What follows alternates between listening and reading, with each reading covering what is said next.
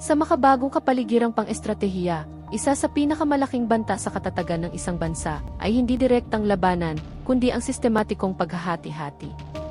Ang prinsipyong divide and conquer, kapag ginamit laban sa isang bansa, ay gumagana sa pamamagitan ng pagtukoy at pagsasamantala sa mga kahinaan sa loob nito hanggang sa unti-unting humina ang pagkakaisa. Para sa isang bansang tulad ng Pilipinas, isang kapuluang may iba't ibang rehiyon, kultura, at kalagayang pang-ekonomiya, ang panganib na ito ay hindi lamang teorya, ito ay likas sa istruktura nito. Ang mismong pagkakaiba-iba na nagbibigay lakas sa bansa ay maaari ring maging kahinaan kung hindi mapangangalagaan.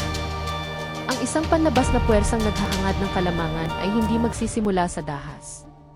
Sa halip, magsisimula ito sa paghahati. Una, sa larangan ng impormasyon, sa pamamagitan ng pagpapalaganap ng maling impormasyon, pagpapalakas ng kawalan ng tiwala sa mga institusyon, at paglikha ng magkakasalungat na naratibo.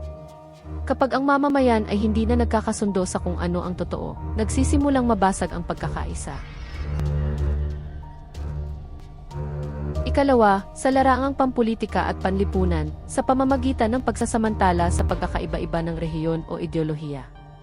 Ang maliliit na hindi pagkakaunawaan, kapag pinalaki, ay maaaring maging malalim na hidwaan na nagpapahina sa kakayahan ng bansa na magpasya ng maayos.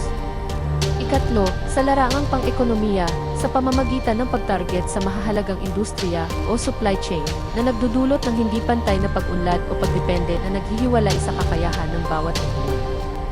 Ikaapat, sa ugnayang panlabas, sa pamamagitan ng pagtatangkang pahinain ang mga alyansa o maghasik ng pagdududa sa pagitan ng mga katuwang na bansa na nagbabawas sa suportang panlabas at balanse ng kapangyarihan. Ganito gumagana ang paghahati sa makabagong panahon, tahimik, unti-unti at kadalasang hindi agad napapansin. Ngunit ang pag-unawa rito ay hindi dapat ikatakot, ito ay pundasyon ng lakas. Sapagkat malinaw ang panlaban, palakasin ang pagkakaisa, patibayin ang mga institusyon, tiyakin ang pantay na pag-unlad, at pangalagaan ang katotohanan sa impormasyon. Ang bansang naunawaan kung paano ito maaaring hatiin, ay mas may kakayahang manatiling buo. Ang tunay na aral ng divide and conquer sa kasalukuyan ay hindi lamang kung paano ito ginagamit, kundi kung paano ito nilalabanan. Kilalanin ang mga kahinaan, pangalagaan ang ugnayan, palakasin ang kabuuan.